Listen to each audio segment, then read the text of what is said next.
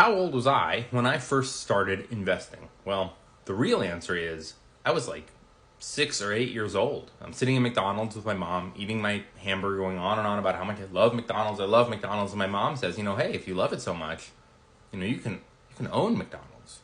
And I went,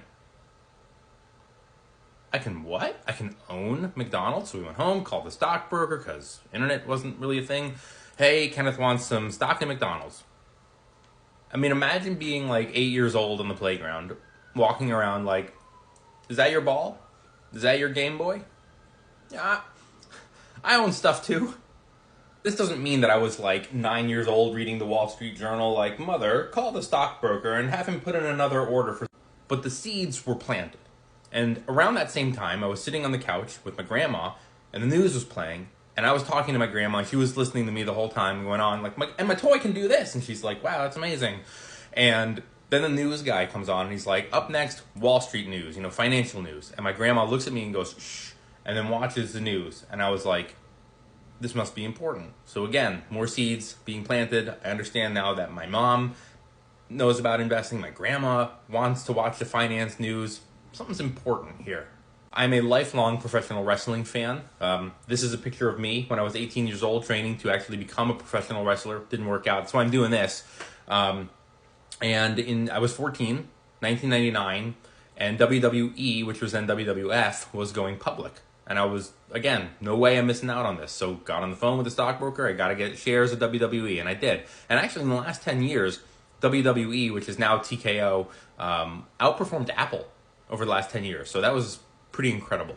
In 2003, when I graduated high school, I got an Apple computer as my graduation gift. I thought it was the most amazing computer ever, and that light bulb clicked on, and I went, wait a minute.